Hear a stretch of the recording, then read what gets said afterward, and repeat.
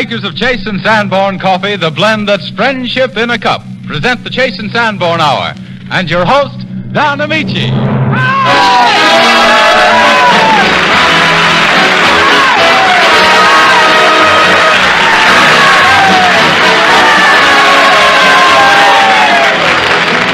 This is Don Ameche back home again, stumping on the old stamping grounds and issuing a hearty invitation to all of you to join another Chase and Sanborn Hour. Hail, hail, Ameche's here. Thanks for the musical greeting, Charlie, and you're right. I'm here and the gang's all here. Dorothy Lamour, Donald Dixon, Robert Armbruster and the Chase and Sanborn Orchestra, and, of course, Edgar Bergen and Charlie McCarthy. And all of us are united in the hope that you get as much pleasure out of Chase and Sanborn Coffee as we do in our weekly visits with you. Mr. Ameche, it's good to see you again. Swell. Oh, well, thank you, Charlie. Yeah, you look so wonderful. You look so nice. Well, really, you're so handsome. Oh, I get it. And it's so near Christmas. Yeah. Why, Mr. Ameche, you're so skinical. And so right. Yeah, I had a hunch I was. But really, Mr. Ameche, it's nice to see you back again, all Christmas aside. Well, really, Charlie, it's swell to be back, all McCarthy aside. Grand also to have the opportunity to be the official greeter of our very special guest this evening, Geraldine Fitzgerald and bombastic Billy Gilbert. And for the true expression of the reunion spirit that we all feel tonight, I make way for Donald Dixon as he sings Vincent Youmans' jubilant composition, The One Girl.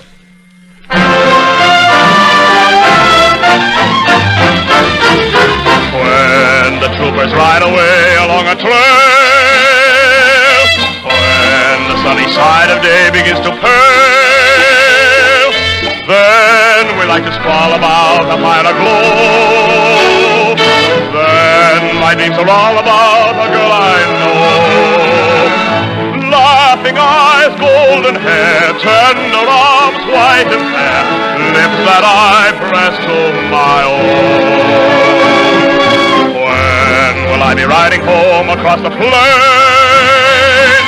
When will I be riding home to her again? The one girl that I love, the one girl that loves me, wait until my troop comes over the trail. The one girl that I love, the one girl that loves me, that's the prize I pray for. That's what I go home to stay for. When I say goodbye, love, the fair smile that I see cheers me on when I go out to the fight, boys. And my heart is light, boys, and my feel as strong as steel as long as the one girl that I love loves me.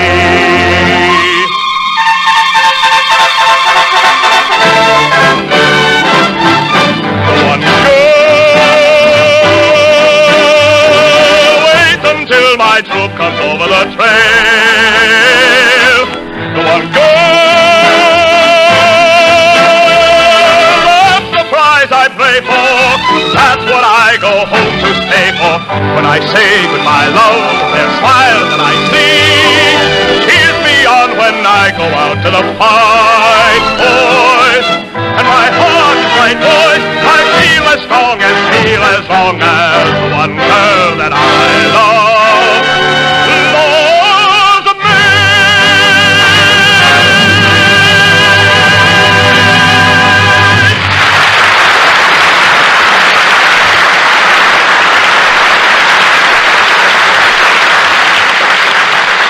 One 164 years is a long time, but not long enough to dull the beauty of a poem written by Walter Lander in the year 1775 and brought to the attention of an appreciative 20th century world by contemporary composer Frank Bridge.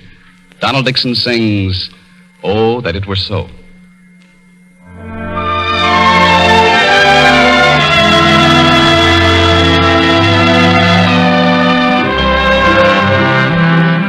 It sometimes comes into my head that we may dream when we are dead.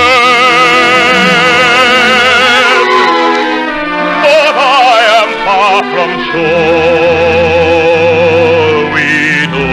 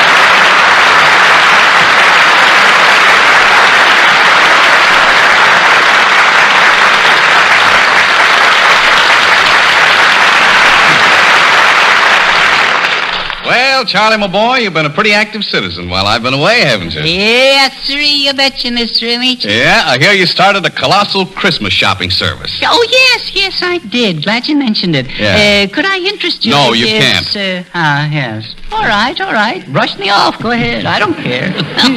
After all, I've already made $2.60 profit. Oh, you did? Oh, yes, indeed. You betcha. Wonderful. Yes, and then I bought Bergen's present, and I've still got $2.30 left.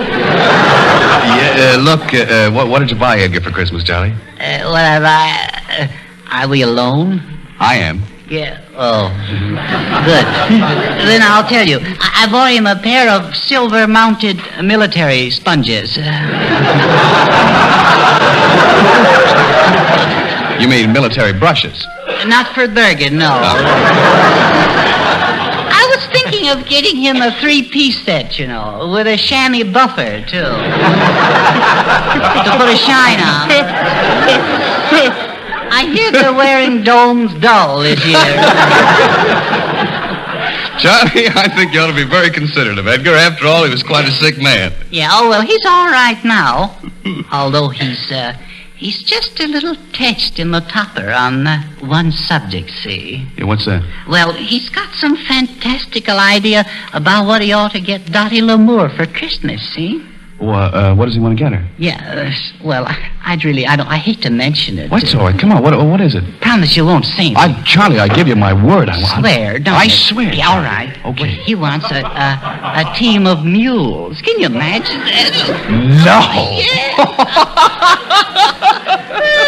Well, what's the joke, fellas? Oh, hello, Ed. We were just discussing a psychopathic case we both know. Oh, I see. Yeah. Small work, Don. Small work. Yeah. Well, let me in on it. You are, Bergen. Say, what are you talking about? Well, Edgar, I'll tell you. We were talking about what you wanted to get Dottie for Christmas. Don't mention it. Yeah. Oh, yes, you mean the pair of mules. Yeah, there he goes. See? Oh, yes, Charlie, did you get them? The mules? Yes. I tell you what I did. I made a down payment on them, see? Yes. Hoping you might change your mind. Well, I won't change my mind. I want Dorothy to have them. Oh, Mr. Bergen, show me one instance where she could use them. Just one. Well, they're very handy. They are? Yes. Mules? Of course they are. Why, they're practically indispensable. Yeah, sure. For example, let's say it's late at night. Yes? Maybe Dorothy's reading in bed. Uh-huh. And she decides that she wants a sandwich. Yes? So, A sandwich? yes, a sandwich, yes. So, she runs down to the kitchen. Uh-huh. And, well, that's where the mules come in. Oh.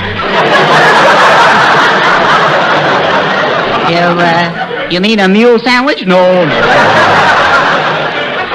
Don't you understand, Charlie? She uses the mules in going from the bedroom to the kitchen. Oh. She goes by mule. She goes by mule, yes. Down the stairs and all? Oh, yes, of course. But first she'd have to go outside to get the mules. No, she would keep them upstairs. Upstairs? Yes, of course. Oh, in the guest room, I suppose. Yes, she could. Tied to the post. Yes. No, under the bed. Under the bed? No, Bergen. This is awful, Bergen. What's the matter, Charlie? Oh, it isn't nice to see you this way. Only a few weeks ago you were all right. Oh, Charlie, now, what is all this? You understand, don't you, that when I say mules, Yes. I don't mean mules.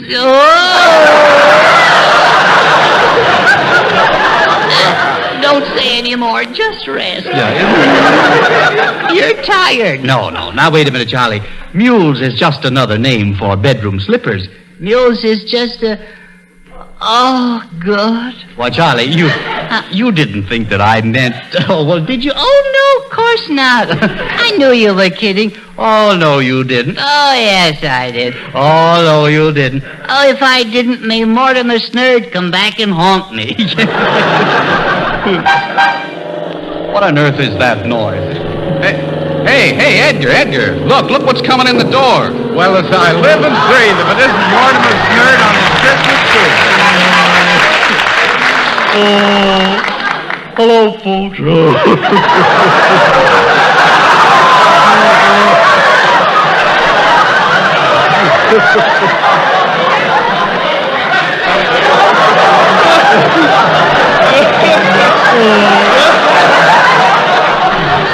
Hello, Dixon.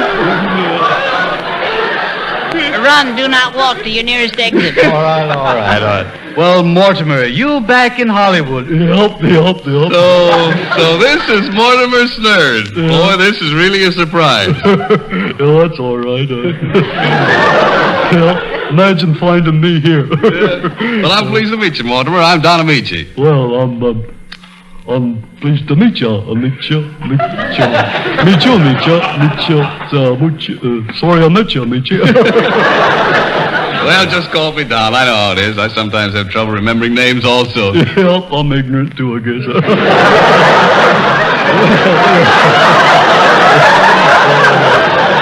Well, we're all glad to see you, Mortimer, but what brought you out here to the West Coast? Well, I heard you was ailing with misery. Oh, I see. Yep. Well, it's nice of you to be concerned about me, but did you read about my illness in the Snerdville Gazette? No. Heard it on the radio. Oh, yes, it's on the radio. Well, you listen to our show, do you? Yep, sure do. Always listen to it around milking time. So you milk the cows and listen to our show at the same time. Yep. I have more fun laughing. Gosh whiz, yeah. Well, I'm glad to hear that. And do you like Bob Armbruster's music, too? Sure do. Yep. Nice. Yeah. Yeah, he plays a nice milking tempo. Yes.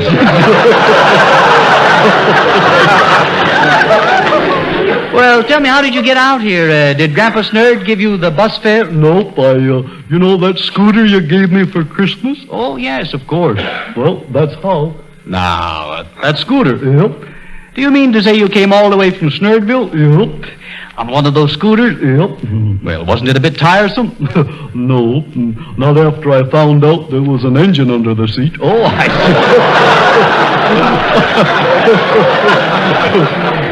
see. Well, when did you find that out? Coming through Pasadena. Oh.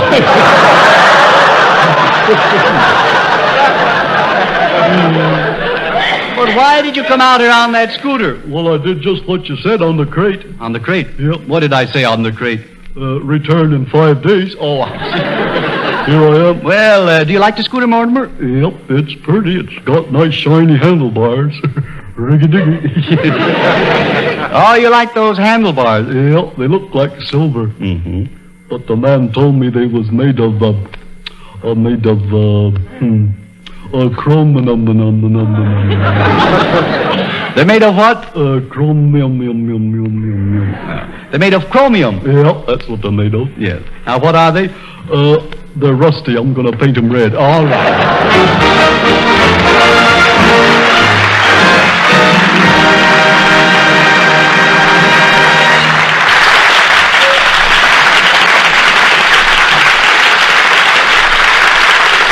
Don, what do you think of our rural friend from Snerdville? Mortimer, I think he's swell, Dottie. He's so down to earth. Although I'm afraid Charlie doesn't share my enthusiasm. No, I'm afraid he doesn't.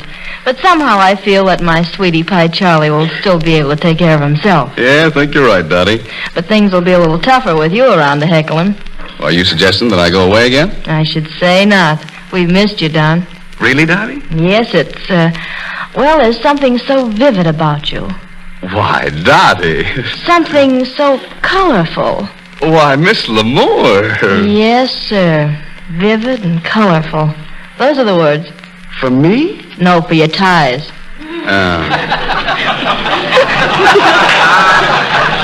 We've missed them, Don. My ties, huh? Look here, young lady. I am red, blue, gray, That's green. enough of this. Your song, Miss Lamour. Well, Don, It's Mr. Ameche to you. My ties. Miss Dorothy Lamour, the cinema, and formerly a friend of mine, sings day in and day out.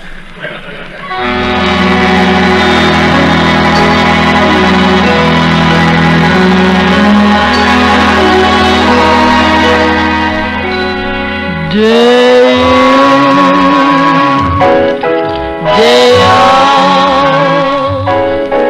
the same old hoodoo follows me about. The same old pounding in my heart whenever I think of you.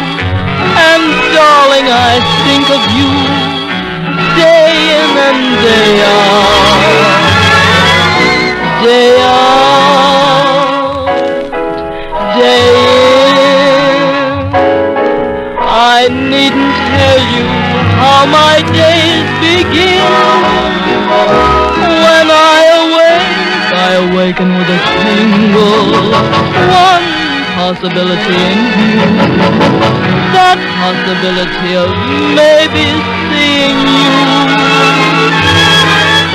Come rain, come shine, I meet you and to me the day is fine. Then I kiss your lips and the pounding becomes the ocean's roar, a million drums. Can you see it's love? Can there be any doubt when there it is, day in, day out? When I awake, it's with a tingle, one possibility in view. That possibility of maybe seeing you, my dear. I have no fear. Let it rain, let it shine.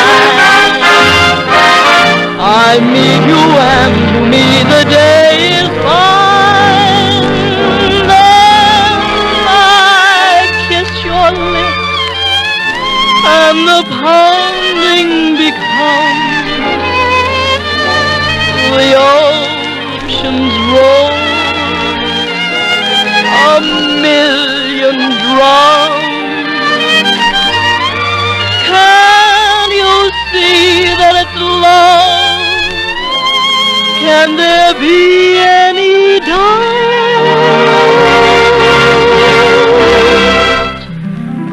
when, darling, there it is, day in, day out.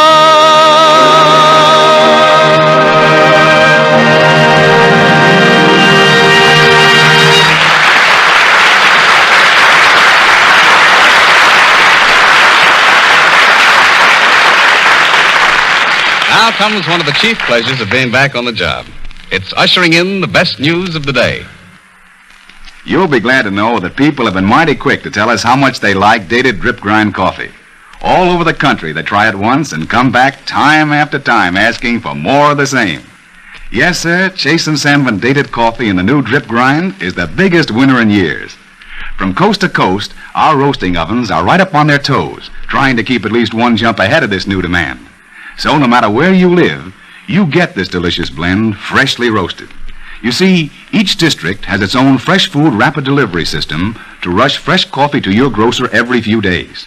And he never takes more than he can sell right off either. And every silver package is dated, so you can be sure your coffee is right at the peak of its fine flavor. And remember, we don't leave Chase & Sandman dated coffee in your grocer's store over 10 days. That's the same system we use on the regular grind for percolated coffee. In fact, the new drip grind is made from the same rich coffees, so it's no wonder people love it. There's a cash saving in it, too. It's always freshly roasted, so there's no need for fancy high-priced containers. The silver package costs a whole lot less, and we pass the difference on to you. So for the holidays, when you're getting your groceries, call that to mind and ask for Chase & Sandman dated coffee in the new drip grind.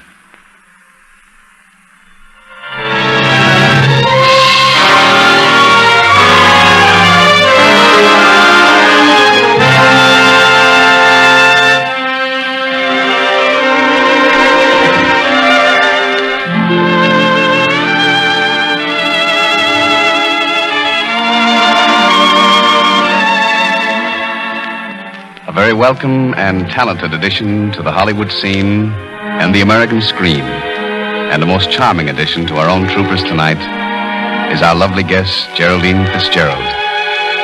Miss Fitzgerald's ability has made her one of the most brilliant lights on the movie marquees, as earned by her splendid performances in Wuthering Heights and Dark Victory. Geraldine Fitzgerald's newest chance to shine will be found in Warner Brothers' forthcoming picture, A Child is Born. She appears for us tonight in an original play written by Cyril Kramer, entitled Family Album. Miss Geraldine Fitzgerald.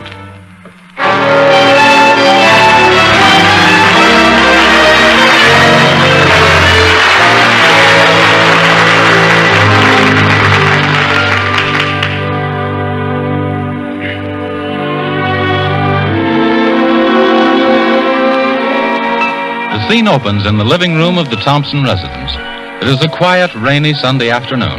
A young girl and a boy are seated on the divan, looking through an old family photograph album. This is taken about 1895, huh? Did you ever see anything so funny in all your life? Just look at those old pictures. They're better than a comic strip.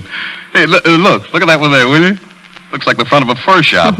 But many a soiled vest beats under those bushy brown beards. The one in the middle is my Uncle Abner. He ran away from home when he was 15 to be a circus clown. I don't know why I had to run away from home. Who's that guy there? My grandfather. Your grandfather? Yes, when he was young. After all, even grandfathers were young once. That's hard to believe. Who's the little lady opposite him? Grandmother. When she was young? Yes. Boy, that's some couple. This picture was taken before they were married. They look like a couple of tintype passport photos. Well, what do you expect? It was taken in 1899 while they were at a church picnic. Over 40 years ago. No, that was just 40 years ago. So will you get a load of that haircut?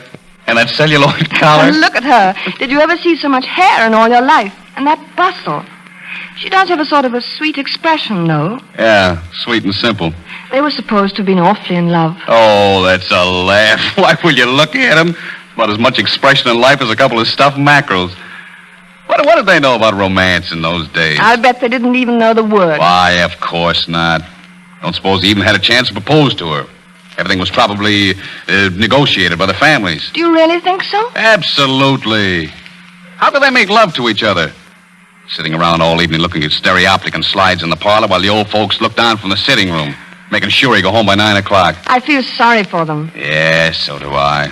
No moonlight rides in the car with the top down. No movies to go to and hold hands in the dark. No goodnight kisses. It must have been awful to be in love in those days. Them? In love? Why, they didn't know what it meant, the poor saps.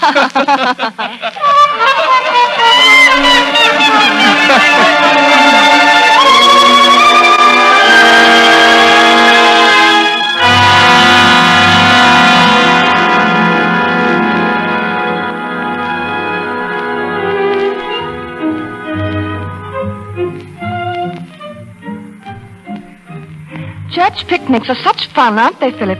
Great fun. Kathleen. Yes, Philip? Kathleen, could I talk to you for a few minutes alone? Alone?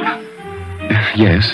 But we can't leave the game. Oh, yes, we can. They'll never miss us. Miss Wellington would. She has the sharpest eyes of any chaperone in the world, and she takes a census of her brood every 20 minutes. Well, we'll be back before 20 minutes. She'll never know we're gone. No, I couldn't. Please, there's something I want to tell you. Can't you tell me here? Oh, no, not in front of all these people. This is something important. Important? Yes. Won't you come, Kathleen? There's a quiet spot near the stream. Where the big sycamore hangs over into the water. Oh, Philip, we shouldn't. But I've got to talk to you. All right. But only for a few minutes. Only for a few minutes. Here, take my hand. Oh, Philip, be careful. It's slippery. Look out for that mud. I can't get across. I'll carry you. Oh, no, Philip, put me down. You'll fall. Oh, no, not a chance. Someone should see us. Oh, they won't. There, how's that? Delivered safe and sound. Well? But what? Hadn't you better put me down? Or across, you know. Oh, sure.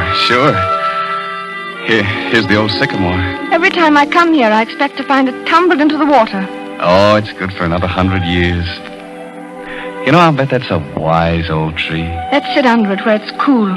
Oh, here, wait a minute. You'd better sit on my coat. Ground might be damp. Thank you. It's been a lovely day, hasn't it?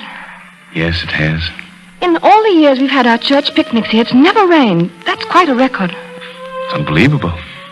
Oh, it's nice here by the stream, so quiet and peaceful. When I was very, very young, I used to come to the old sycamore and read poetry. You're like a poem yourself, Kathleen. Beautiful, delicate, fragile. Philip. You're lovely. You shouldn't talk like that. I'm only telling the truth. Kathleen, your hands are so little and soft. Adorable. Oh, Philip. Philip, there was something you wanted to tell me. Well, it's rather difficult to say. Difficult?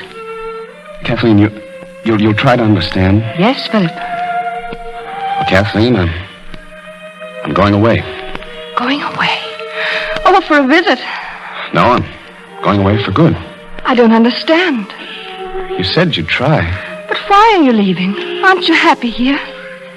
No, not very. Haven't the people been friendly and helpful? Oh, I couldn't ask for better friends or finer people. And why are you going away?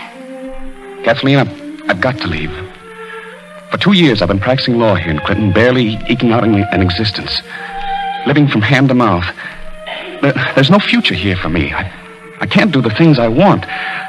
I can't have the things I want. But you can't expect to accomplish everything in a day, Philip. No, but the days become weeks and months and years, and I only get deeper into the rut. Kathleen, there are things I've got to do while I'm young. Oh, but you are so young, Philip. It might take a while, but you've no right to be impatient. It's no use, Kathleen. I've been thinking about this for a long time. You have? Yes, I've got it all planned. I thought I'd go to one of the largest cities, Chicago maybe. A young lawyer would have a future there, a chance to make money. And is money so important to you? It is right now. Then maybe you're right, Philip. Maybe you should go to Chicago. Perhaps there is no future for you in Clinton. You want me to go? Yes. Yes, if you think that's best. Well, I think you do want me to go. I didn't mean And it. after I'm gone, maybe that'll give you a chance to marry Herbert Matthews. Maybe it will. Sure, I see it all now. That's what you want. To get me out of the way, isn't it? Yes, of course. His father's the richest man in town. You'd be a fine lady if you marry him. With a carriage and horses and a big house on the hill. Yes. You're glad of this opportunity to get rid of me. Yes, I am. He doesn't have to work or struggle or count the pennies. Everything comes easy to him. That's what you like. Yes. Oh, Kathleen. Oh, Kathleen. Kathleen, my darling. What have I been saying? Oh, Please Philip. forgive me. Let me dry those tears. Thank you. I'm all right now. Oh, I'm so sorry, Kathleen, for what I said. And I'm sorry for what I said. Calling when we only have these last few precious minutes left.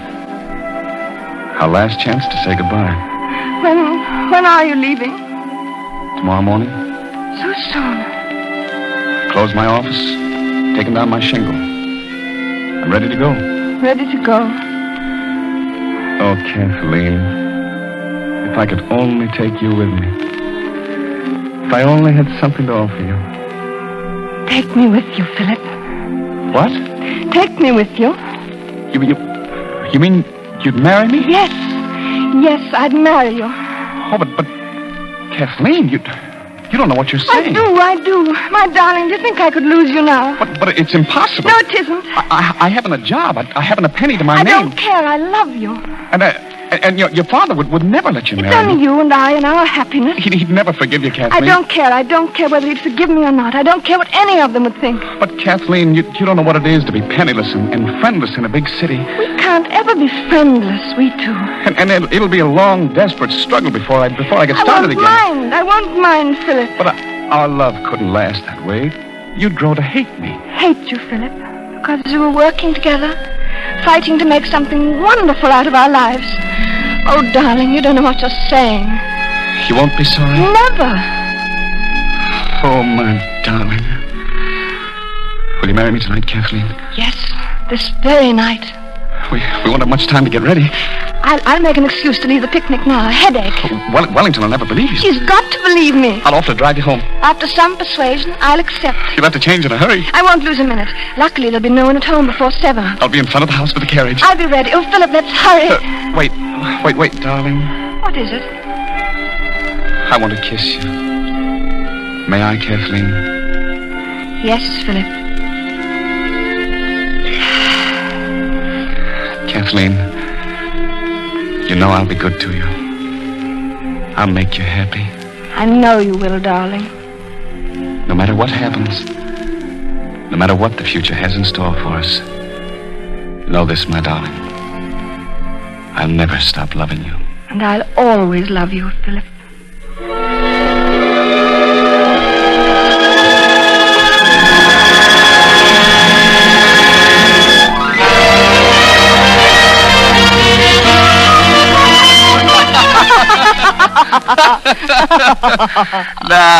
No, honey, those old fogies never knew what love meant, the poor saps. Poor grandmother, what she must have missed. Yeah, poor grandfather. Guess never had a chance to realize what real love was. No, I'm certainly glad we didn't live in that time. Yeah, me too. Look, honey, put away the album, will you? If I take time, I'll tell you how pretty you are. Nice of you to notice. Yes, sir, you'd be all right. If your nose didn't turn up like that. Thanks. You're kind of nice yourself. Happy? Mm-hmm. Kiss? Mm-hmm.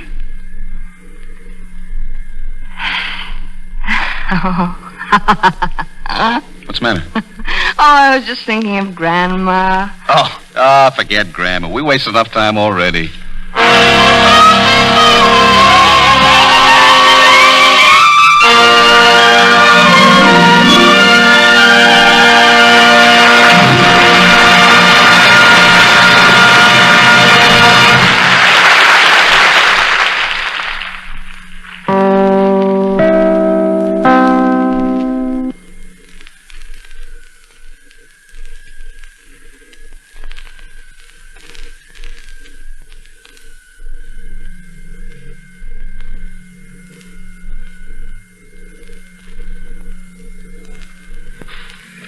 This is Don Ameche, and the Chase and Sanborn Hour continues.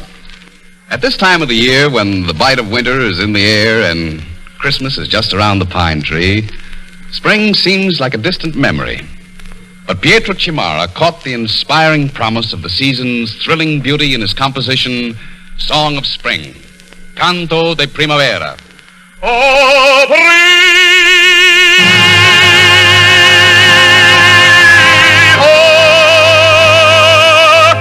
Tutte le finestre sono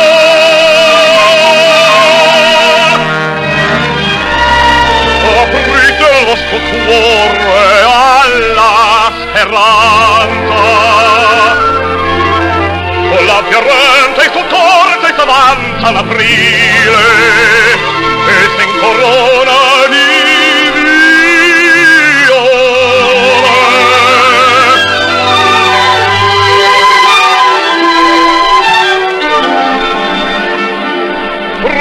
tremano l'acque e suonano parole tra i rami dove qualche nido ascanta come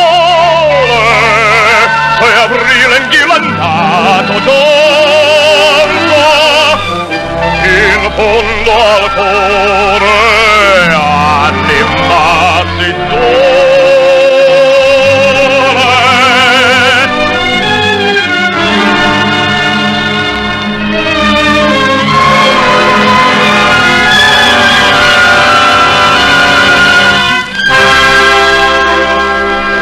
cuori stanchi, anime sani giacenti.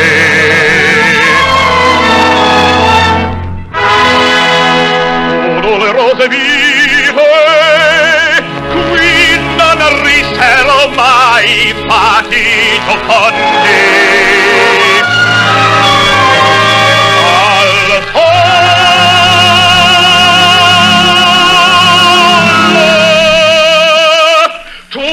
Le finestre aprivo e la luce per gli occhi, il cuore, i nonni cantano l'acque, cantano le freste. Udivo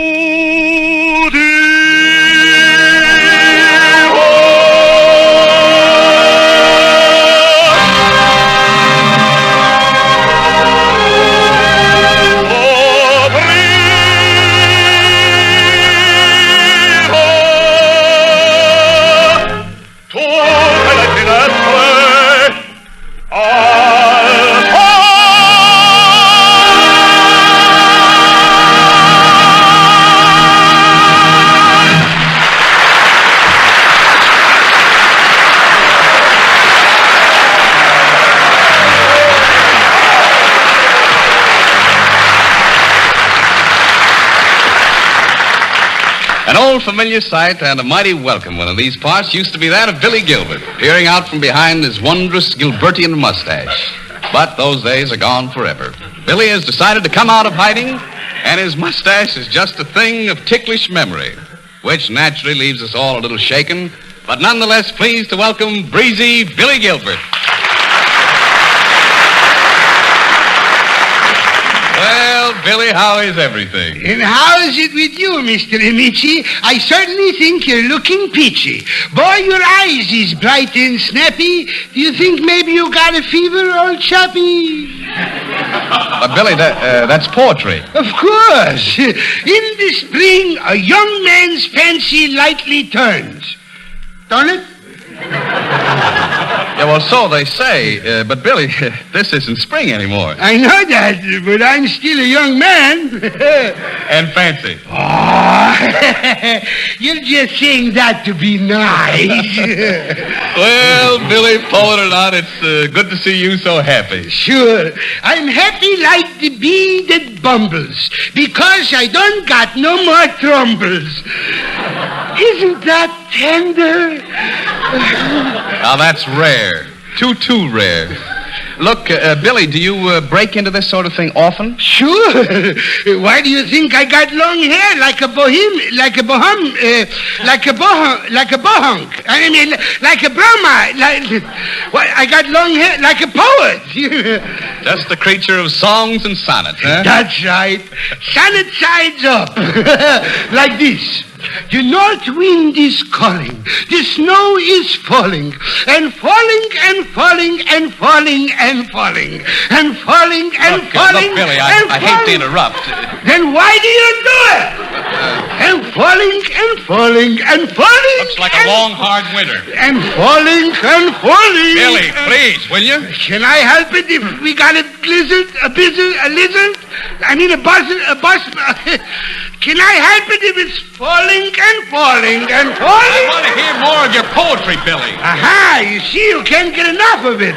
It gets into your blood, doesn't it? Yes, and into my hair. Oh, thank you. Thank you. For that, I give you my most beautiful, my most delicious, my biggest masterpiece. Well, let's have it. Well, I haven't written it yet.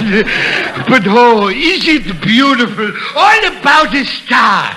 Oh, a star, huh? Yeah. Like Twinkle, Twinkle, Little Star, maybe? Yeah, that's it. Yeah. Oh, that's how it starts. How I wonder what you are? Oh, it's coming to me. Up above the world so high? Yes, up above the world so high. Boy, am I getting it. Like a diamond in the sky. That's got it. Marvelous. Oh, Mr. Ameche, that's the best poem I ever wrote. That's it. Yeah, Billy. You know, I don't see how you do it. Of course not. You got to be born with it. It comes easy when you're a genius. Say, I can rhyme anything. Sometimes I wonder how I do it. Sometimes I wonder why. Because they're so beautiful. Like this. Asparagus is good, I guess, for little hers and hims. But as for me, it's hamburgers and good old Boston bims. And good old Boston witches? You know, good old Boston bims. You know, Boston back bims. You're a string bims. I'm a bims. Oh, everybody knows who is bims. Billy, look, can't you say beans? And spoil a beautiful poem? Don't be ridiculous. Cut it out. Consider it cut. All right, then. I'll tell you more poetry. She's beautiful. Listen. Hooray for the birds, hooray for the bees. But not for the goldenrod, because it makes me...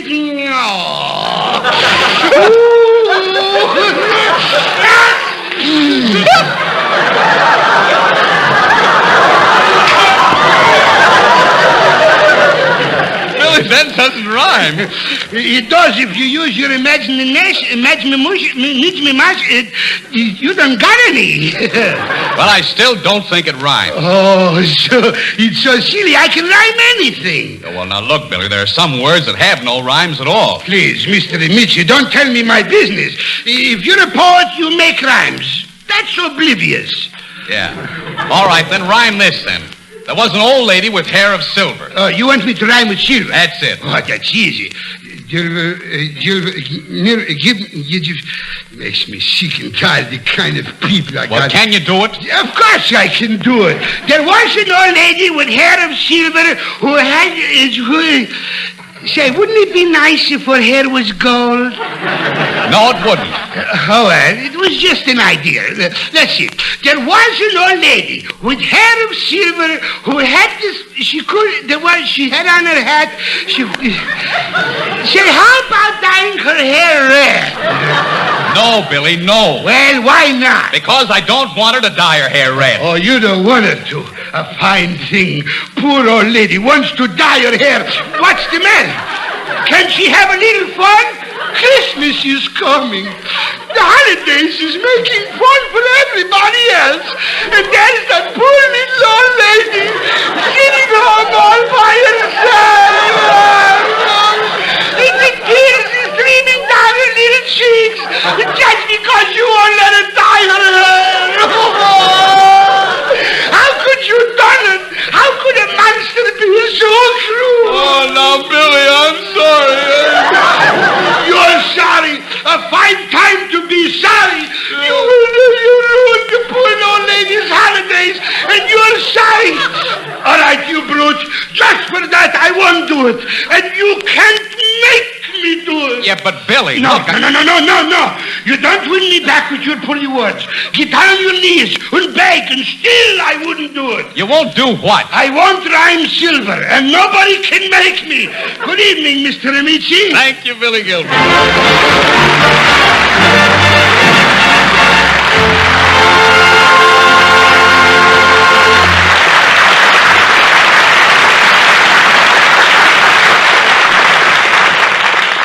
The world is presently singing the song hits from the new Rodgers and Hart show, Too Many Girls, which can hardly come under the heading of news, for the world has been singing Rodgers and Hart melodies since it's had time to sing.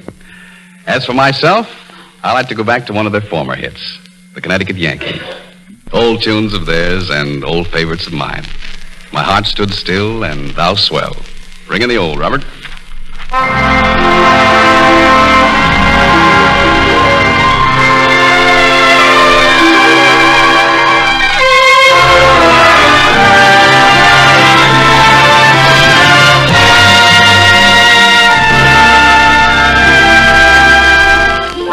I took one look at you, that's all I meant to do, and then my heart stood still. My feet could step and walk, my lips could move and talk, and yet my heart stood still. Though not a single word was spoken, I could tell you knew that unfelt clasp of hands told me so well you knew. I never lived at all until the thrill of that moment when my heart stood still.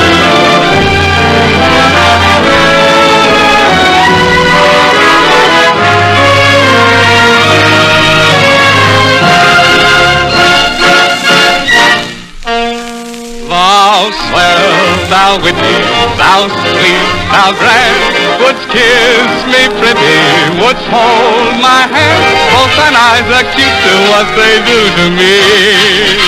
Hear me holler right to the sweet lollapalooza in thee. I'd feel so rich in a hut for two rooms and kitchen I'm sure would do. Give me just a plot of not a lot of land, and thou swell, thou witty, thou grand.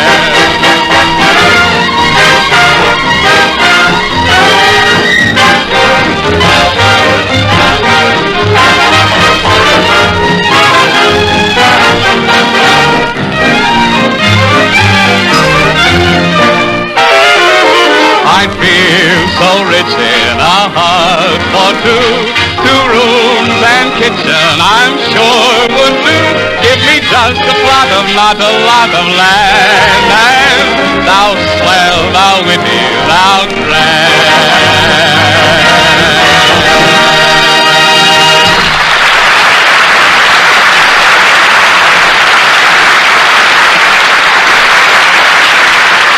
It says in the book, that same old book, that you can't get too much of a good thing. And to show you how many people believe that's true, here is the latest news. The news keeps pouring in from every side that people like Chase and Sandman Dated Drip Grind coffee so much they just can't get enough of it.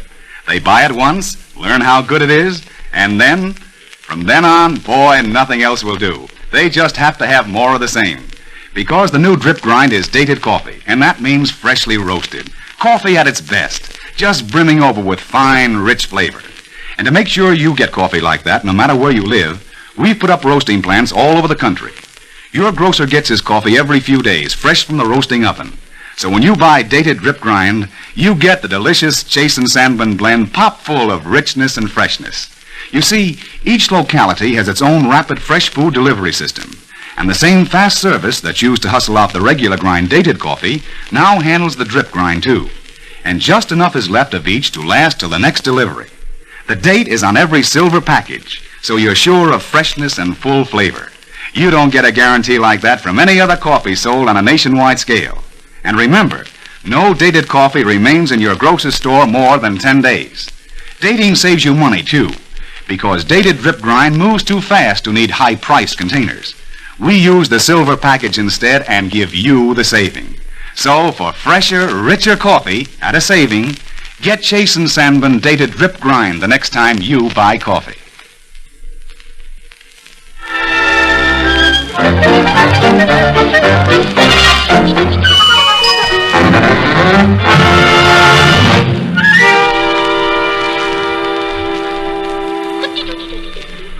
Say, that's quite an outfit you got on there, Charlie. You like it? Yeah, I sure do. What's the occasion? Well, this is the costume I wear in my new picture, Charlie McCarthy Detective, see? This is my Sherlock Holmes hat. It's my two-way hat, see? Two-way? Yeah. I don't know whether I'm coming or going in it. I'm working on a case right now. Yeah, I noticed you looking at her. I'll bring her in, Inspector, so you can give her the 3rd degree. Oh, Geraldine. Yes, Don? I want you to meet the man who is known around these parts for his wit, his talent, That's right. and his cleverness. Oh, yes. I'm referring, of course, to... Of course. Edgar Bergen. What? It's a great pleasure, Mr. Bergen. Oh, thank you. Of course, I don't have to tell you I've heard a lot about you. Well, after all, his name is bound to get around, being so closely associated with me. And, who are you, little boy? Well, little boy? I'm Charlie McCarthy, that's who I am. Oh, you're Charlie McCarthy. Yeah. Well, that must make you very happy. Yeah, well, Why, don't you know who Charlie McCarthy is? Oh, you'll pardon me for being uninformed, but just who is Charlie McCarthy? He is Miss Fitzgerald. Don't you ever hear a clever fellow talking with Edgar Bergen? Oh, yes. I think the world of Don Ameche. Well, yes. I have never seen anybody miss a point like she does. I'm Charlie McCarthy, see? Well, don't you worry. When you grow up, you may be famous, too. Yes. Miss Fitzgerald, you are now looking upon McCarthy, presently starring in his latest cinema epic, Charlie McCarthy Detective, see? Oh, I'm so sorry, sir. Yeah. I didn't know. No. So you've just finished your picture. I'm sure it's a masterpiece. You can say that again. Everybody's talking about it around our house. Well, who's in the picture? Well, I'm in it. Yes, I know, but who else? Well, who else? There must be others in it. Let me see. Well, I'm in the picture. And then there's Constance Moore, and there's Robert Cummings, and me, and Edgar Kennedy, and And I'm in it, or did I tell you that? Yes, you've said that several times. Oh, yes. Well, I'm in it several times. You seem to forget, Charlie, that I'm in that picture, too. Oh, yes, you in it. Of course, Bergen. Yes, of course. Of course you were. What's that, were? Oh, you haven't seen it since they cut out the dull spots, huh? The dull spots? Yes. What do you mean? Oh, didn't Mr. Tuttle, the director, tell you? Tell me what? Well, I'm trying to be tactful. Can't you guess? Guess what? Well, I was talking to one of the film cutters the other day, see? Yes? And he told me they like to work on your scenes in the picture. Well, I can understand that. They get more pay. Oh, why is that? Well, after they get through cutting out your bad acting, there's so much film on the floor, it's a fire hazard. That burdens him up, see, Geraldine? Charlie, I don't believe a word you say about Mr. Bergen's acting. As a matter of fact, I'm sure he makes a very convincing hero. Thank you, but I'm really not a hero in this picture, although I do have some serious scenes. There's one in which I'm supposed to be very sad. And you sure are, too. What was the scene about, Edgar? Well, you see, I had to accuse a man of murder, which is a pretty serious thing, and it called for good dramatic acting. And it's still calling. Instead of joking about it, young man, you'd better do a lot better for yourself, I think, if you take your film work seriously. Yes? Now, when I have a scene to do, I work very hard to make it good. Yes, I know. But you see, I have talent. All right. Now, Charlie, stop teasing Mr. Bergen. I'd rather you tell me the story of the picture. Well, it's this way, Jerry. Miss Fitzgerald. Okay, Miss Fitz. No nicknames, please. All right. Can't say anything right. Well, anyway, in the picture, a guy is murdered, see, and I'm working on the case. Oh, that's exciting. Go on. Yes, so in looking for clues, I run across a strand of hair, which, of course, eliminates Bergen. Very clever deduction, Charlie. Deduce, you say, yeah. Oh, I love mystery thrillers. Will there be a big premiere of the picture, Edgar? No, but the first showing will be by invitation only, you see. Yes, we're only inviting the 400. And already nearly 2,000 have refused. No. I'm sure it's a great picture. I must go and see it. It is good, isn't it, Edgar? Well, really, Geraldine, I seldom recommend that anyone should go to see me in my own picture. And this is no exception. All right. Charlie. I'm Charlie McCarthy, detective. The best in the world, it's the truth.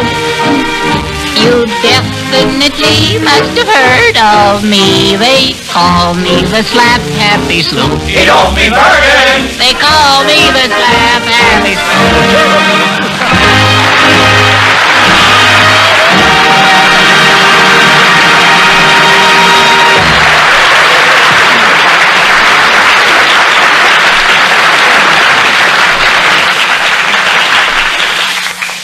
Sweet and simple and pure is a child's plea to heaven, and lovely is the music Beatrice Fenner has written, dedicated to that peaceful time at eventide when children pray.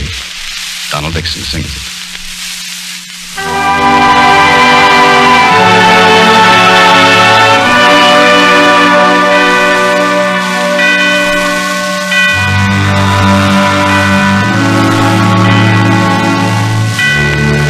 When children pray, all lovely things more lovely grow to be.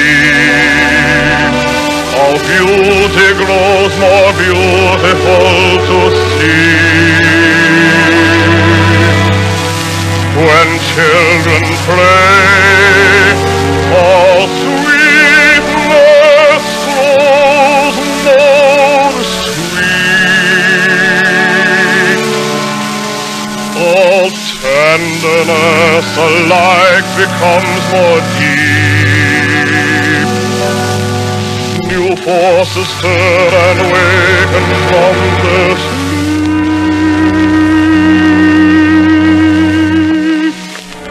When children pray, all growing things rejoice, and life's eternal hymn grows more profound. The love of all mankind so closely bound.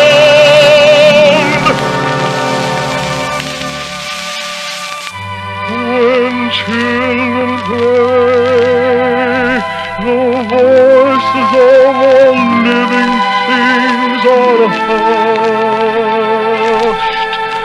The wind in all humility draws near, and the God within his heaven bends down to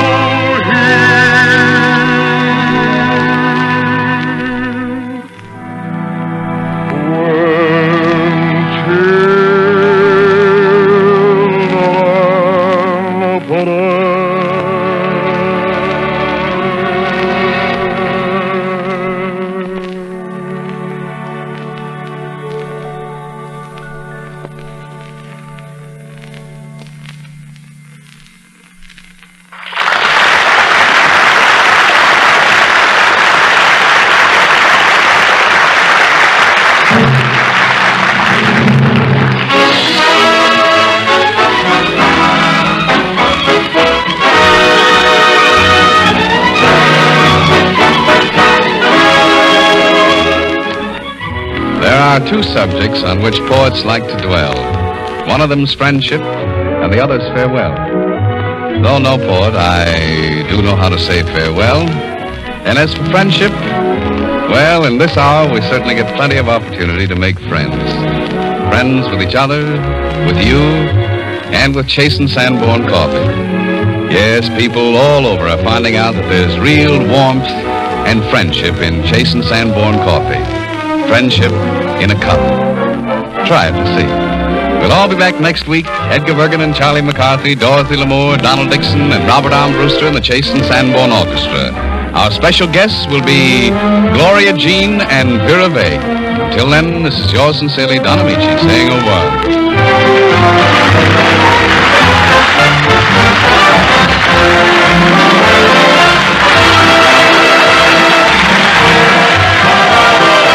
This is the National Broadcasting Company.